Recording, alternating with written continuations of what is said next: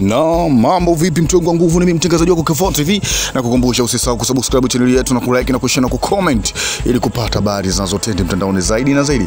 Bwana, mechi ya Yanga imeisha na Yanga amesuru bila. Mechi ilikuwa bomba sana na timu ya Yanga imecheza mpira mzuri sana. Na inavyosemekana bwana, Yanga wamejipata, watu wanavyosema, kwa sababu Yanga imekuwa ina mpira mzuri sana. Tunajua kabisa hapa Zanzibar ilivyocheza bwana, mpira ulivyoisha walicheza mpira mzuri na walibuka na ushindi kwa 0-1. Na mechi ya hii bwana leo wametoka bila ugenini, imekuwa ni mchezo mzuri sana na Yanga amewaka, kwa sababu Yanga aliongelewa vibaya sana, kwa sababu alijua kabisa Yanga atafungwa, kwa sababu alipangiwa na mechi ngumu, yani mzunguko wake ulikuwa ni mgumu kidogo, kwa sababu tunavyojua kabisa kundi lake linatisha kinoma noma, lakini Yanga amejua kupambania timu.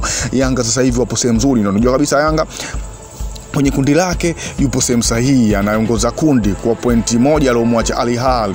Kwa hiyo mechi imekuwa nzuri sana leo. Itajuaje? Kwa sababu Al Hilal leo anacheza, tujue atatoka ngapi, kwa sababu mechi ngumu sana anacheza Al Hilal. Kwa hiyo Yanga amejika sehemu sahihi sana nzuri, kupata sare ugenini ni jambo zuri sana, na Yanga amejua kujipambania, kwa sababu alikopo maneno kibao yanaongeleka, Yanga atapoteza, Yanga atafungwa. Mambo mengi yamemhusu Yanga kupoteza tu, lakini Yanga ameonyesha ni mkubwa, amepata pointi 4 hadi sasa hivi. Kwa hiyo amejika sehemu sahihi sana, maana kupata suluhu tu ya ugenini inakuwa ni kazi sana, kwa sababu Yanga apongezwe kupata suluhu ugenini, kwa sababu tunajua mechi za huko Afrika kila mtu anashinda kwao, kila mtu anajipambania akiwa nyumbani, lakini Yanga bwana huko nyumbani ameondoka na ushindi mnono sana, amepata pointi 3, ugenini anaenda kupata suluhu, anaondoka na pointi 1, kwa jumla zinakuwa 4, inakuwa ni jambo la heri sana.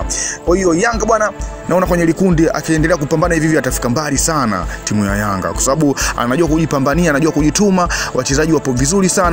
Kwa Yanga watu walivyokuwa wanamsema hivi na hivi atakuja kupoteza, imekuwa tofauti, ameonyesha uwezo wake. Unajua kupata pointi 4 kimataifa inakuwa ni ngumu sana, lakini Yanga amejua kujipambania na yupo sehemu sahihi sana. Itakuwaje huko mbeleni? Na kukumbusha tu usisahau kucomment na kulike na kusubscribe channel yetu ili kupata mengi yanayojiri mtandaoni zaidi na zaidi. Yangu ni mtongo wa nguvu, asante sana.